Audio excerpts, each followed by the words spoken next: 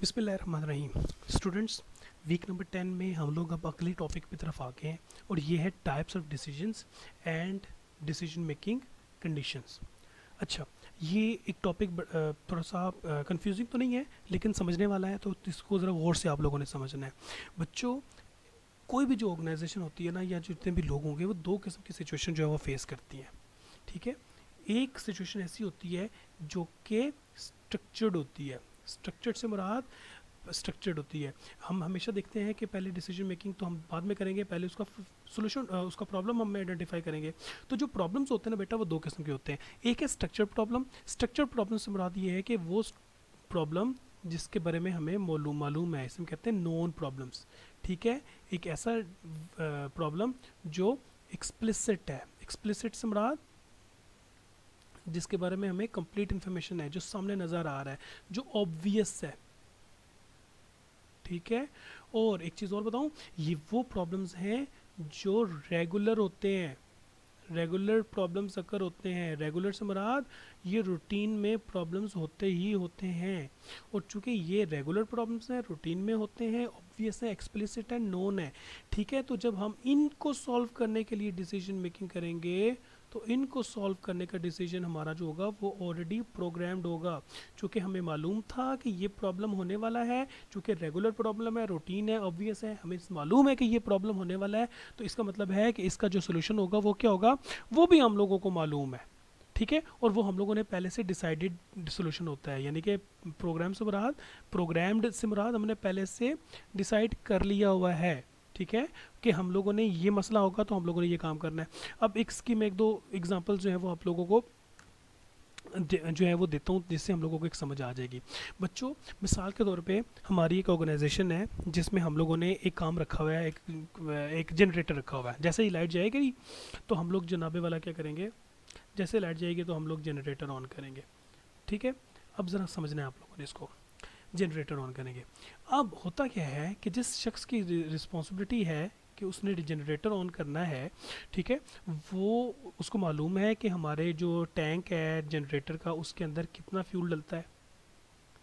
ठीक है, और उसको ये भी मालूम है कि कितने आवर्स वो फ्यूल जो है वो निकालता है। ठीक है, ये भी हमें उसको मालूम है। अब होता क्या है कि जैसे ही वो मिसाल के तौर पे एक टैंक जो है वो, मिसाल के तौर पे एग्जांपल देता हूँ कि 3 घंटे तक चलता है। तो जब 3 आवर्स पूरे हो जाते हैं तो ऐसा होता है कि हमारा जो जनरेटर है, लाइट गई और हम लोगों ने जाके जनरेटर ऑन कर दिया। अब जैसे ही जनरेटर ऑन कर दिया तो हम लोगों ने क्या देखा कि जनाबे वाला 3 घंटे पूरे होते हैं और हमारा लाइट एकदम चली जाती है और हम देखते हैं कि हमारा जनरेटर बंद हो गया।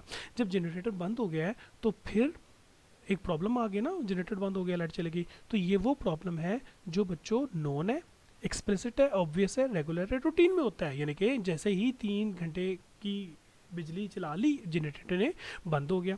अब क्या करेगा वो बंदा उसको मालूम है कि चूंकि 3 घंटे पूरे हो गए हैं और चूंकि प्रॉब्लम जो है वो स्ट्रक्चर्ड है, तो इसका जो डिसीजन है वो भी पहले से डिसाइडेड है। तो वो क्या करेगा, वो फटाफट जाएगा और उसके पास जो गैलन मौजूद है फ्यूल की भरी हुई, तो वो क्या करेगा, वो गैलन लेके जाएगा और टैंक ओपन करेगा और टैंक के अंदर वो गैलन फ्यूल की गैलन डालेगा और उसको टैंक को दोबारा से रीफिल करेगा और दोबारा से चला देगा। ठीक हो गया। ये वो प्रॉब्लम है बेटा जो हर 3 घंटे जनरेटर चलने के बाद होगा, जिसे हम कहते हैं रेगुलर। ठीक हो गया, और इसका सोल्यूशन जो है वो भी सब लोगों को मालूम है। चूंकि ये प्रॉब्लम है तो इसका ये सोल्यूशन होगा। बात समझ आ गई। तो ये कहलाता है बच्चों स्ट्रक्चर्ड प्रॉब्लम और प्रोग्राम डिसीजन। अब जो बुक में लिखा हुआ है वो भी हम लोग ज़रा देखते हैं कि क्या लिखा हुआ है। बुक वाले कहते हैं कि some problems are straight forward. Some problems are straight forward, the decision makers goal is clear, problem is familiar and information about the problem is easily defined and complete. हमारे पास कंप्लीट इन्फॉर्मेशन है, known है, सब कुछ हम लोगों ने पढ़ लिया।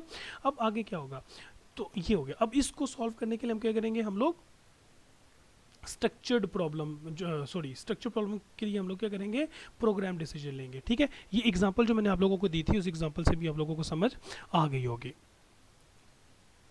अच्छा, यहाँ पे भी कुछ एग्जांपल्स जो हैं वो मेंशन है, वो हम लोग देख लेते हैं कि कौन कौन से एग्जांपल है। अब customer returns a purchase to a store. जब हम कभी कैश एंड कैरी में, कभी आप लोगों ने नोट किया होगा, ये मेरा भी एक्सपीरियंस हुआ है कि जब कभी हम कुछ परचेज़ करते हैं तो वो परचेज़ हम रिटर्न करने के लिए जाते हैं। तो जैसे ही हम उनके काउंटर पर जाके कहते हैं कि ये चीज़ हमने वापस करनी है, तो हम उनको वो कहते हैं कि ठीक है, हमें बिल दिखाएं। तो हम क्या होगा, उनका जो परचेज बिल होगा वो दिखाएंगे, तो वो क्या करेंगे, वो पुरानी वाली जो प्रोडक्ट होगी वो हमसे ले लेंगे और उसके बाद अगर ज़रूरत होती है तो वो हम लोगों को पैसे वापस कर देंगे, या अगर हम उसके बदले में कोई और चीज़ परचेज़ करना चाहते हैं वो हमसे परचेज़ करवा लेंगे और उसके बाद जनाबे वाला वो अकाउंट क्लोज कर देंगे। इसका मतलब क्या हुआ कि ये जो प्रॉब्लम है कि कस्टमर्स आपके पास आके अपनी प्रोडक्ट को रिटर्न करवाएंगे, ये प्रॉब्लम प्रोग्राम्ड जब होते रहते हैं, नॉर्मल रूटीन का काम है। हो सकता है हफ्ते में 4-5 कस्टमर्स जो है वो आके आप अपनी प्रोडक्ट जो है वो रिप्लेस करवा लें या वापस कर लें।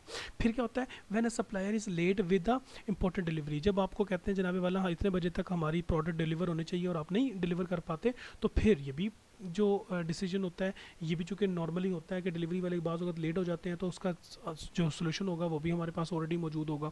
ठीक हो गया। A team's response, a news team's response to a fast breaking event, जैसे कोई बहुत सनसनीखेज किस्म की खबर हमने चलानी होती है, बिल्कुल ब्रेकिंग न्यूज़ देनी होती है, तो वो ब्रेकिंग न्यूज़ देने के लिए भी सबसे पहले एक म्यूज़िक पे चल रहा होता है, पूरा का पूरा सिस्टम होता है कि ये ब्रेकिंग न्यूज़ आ रही है और इसको इस तरीके से देना है। इसका मतलब क्या हुआ कि जितने भी प्रॉब्लम्स बच्चों होंगे उन प्रॉब्लम्स का सोल्यूशन जो होगा वो पहले से डिसाइडेड होगा। अगर ऐसा हो जाता है तो फिर हम ये करेंगे, इसको हम लोग कहते हैं प्रोग्राम्ड डिसीजन और स्ट्रक्चर्ड प्रॉब्लम और प्रोग्राम डिसीजन। ठीक हो गया।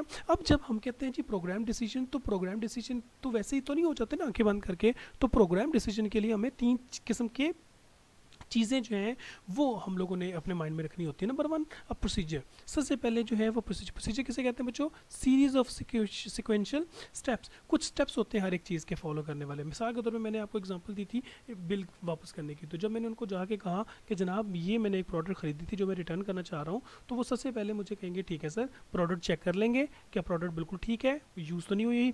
नंबर 2, वो कहेंगे मुझे बिल दें, मैंने बिल दे दिया। फिर वो कहेंगे सर अगर आपने कुछ और परचेज़ करें तो वो परचेज़ कर लें, बाकी बैलेंस आपको वापस मिल जाएगा। ठीक हो गया। तो इसका मतलब क्या हुआ कि तमाम के तमाम एक्टिविटीज़ के कुछ ना कुछ स्टेप्स में इन्वॉल्व हैं, तो हर काम के प्रोसीजर्स जो है वो हम लोगों को मालूम होने चाहिए। नंबर 1 एक प्रोसीजर, और उसके बाद फिर जो अगला पॉइंट है वो है रूल।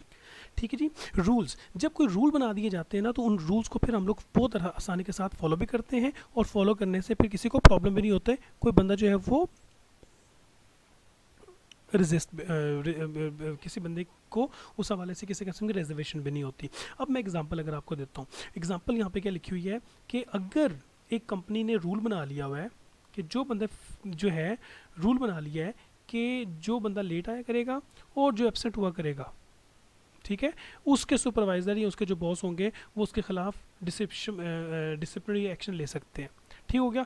डिसिप्लिनरी एक्शन से मुराद ये है कि उनको कुछ पनिश किया जा सकता है, उनकी सैलरी में से कुछ डिडक्शन हो सकती है, ठीक है, उनको लेट सिटिंग की पनिशमेंट मिल सकती है। मिसाल के तौर पर पनिशमेंट की जब हम बात करते हैं तो लेट सिटिंग की पनिशमेंट मिल सकती है, ठीक है, उनका जो है वो प्रमोशन रोकी जा सकती है, मुख्तलिफ किस्म के काम कर सकते हैं। तो इसका मतलब क्या हुआ, एक रूल बन गया है कि अगर आप लेट आएंगे तो आपको ये भुगतना पड़ेगा। तो इसका मतलब क्या हुआ कि प्रॉब्लम आइडेंटिफाइड है और उसका सोल्यूशन जो है वो भी हमारे सामने मौजूद है। ठीक हो गया। तीसरे नंबर पे एक चीज़ आती है बच्चों इस हवाले से, वो है पॉलिसी। पॉलिसी क्या चीज़ होती है बच्चों, पॉलिसी का मतलब होता है गाइडलाइंस।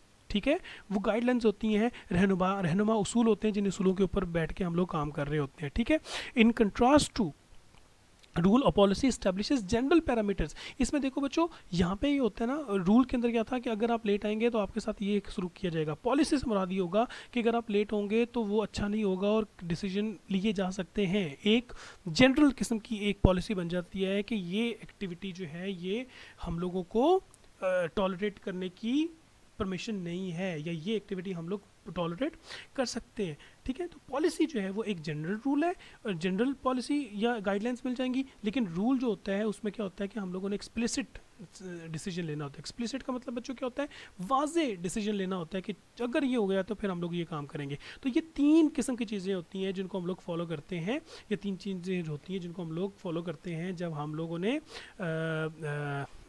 प्रोग्राम डिसीजन लेना होता है। फिर हम लोग आते हैं बच्चों दूसरी तरफ, दूसरा जो तरीक़ाकार क्या होता है, एक ऐसा प्रॉब्लम जो हमें पता ही नहीं है। पहले वाला जो प्रॉब्लम था वो हम लोगों को मालूम था, लेकिन ये जो प्रॉब्लम है ये तो हम लोगों को पता ही नहीं है। ठीक है, तो इसके बारे में हम लोग इंशाल्लाह अगली वीडियो में डिस्कस करते हैं।